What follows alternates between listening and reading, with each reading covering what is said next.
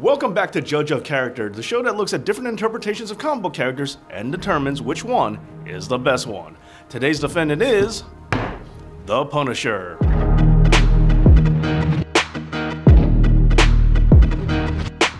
Now, I think I have allowed for more than enough time to have passed for everyone to be all caught up on Punisher Season 2 on Netflix, which is going to be very pertinent evidence for this case, as this particular trial is going to be looking at specific examples of the Punisher's personality, and we might as well just get right into it. In the beginning of Season 2, Frank Castle meets a woman working at a bar and then decides to spend the night with her. Now, is this okay? There have been multiple iterations of the character where he has no desire for intimacy or sexual relations with any other woman after he loses his wife, where Frank sees her as his one true love and no one else could ever possibly replace her. Frank has mostly been portrayed as not being able to move on, thus being physically and mentally incapable of having romantic feelings with another female. Furthermore, it has also been suggested that Frank actually has no need for sex since murdering criminals has replaced all of his sexual urges. That's right, some have actually written him with the interpretation that killing has become his new sexual release. So the idea that Frank could become romantically close with not just a bartender but also Karen Page too for that matter just doesn't sit well with some,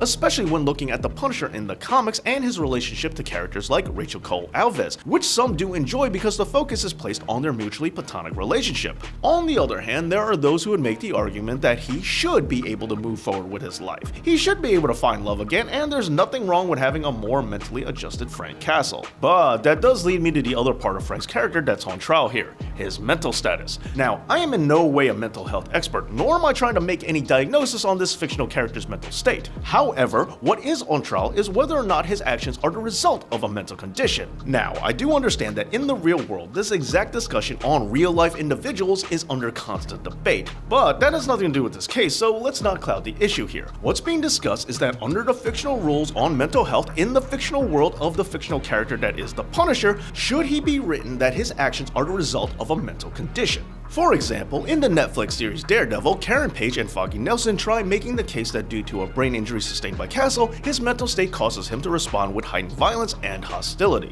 And beyond that, there are also those who have suggested that he is the way he is because of PTSD or other psychological factors. However, Frank himself has countered by saying that he is perfectly aware of what he is doing and that he is making the conscious choice to kill criminals, and he is aware of the situation and consequences that he faces as the result of his actions, and that he just doesn't care. And he also advocates that mental health care for soldiers is a very serious thing and that resources for it should not be wasted on him, since he believes that he does not suffer from any such affliction. But alright, time for the verdict. In terms of the Punisher's sex life, I'm ruling in favor of still stuck on his wife. I prefer a Punisher who's psychologically still fixated on his wife, and that his only release comes from murdering bad guys. For me, if he is still stuck on his wife, that justifies his murder spree. If he doesn't have that fixation anymore, then his killing is also not justified. For me, the character only makes sense if he can't move on. Next, on to his mental condition. I'm ruling in favor of being in control of his own actions. While I do think a character such as Frank is definitely not in a healthy mental state, I do prefer him to be written with his actions being of his own volition. Sure, his mental state is a part of the equation, but I don't like the idea that some external force is causing him to do what he does. I don't want a Punisher who is only killing criminals because a piece of shrapnel is stuck in his head or something like that. I want a Punisher who is killing because he wants to, and not because something is making him. But what do you think? What's your verdict? Let me know down in the comments, and don't forget to like this video and to subscribe right here to Dave Knows Comics.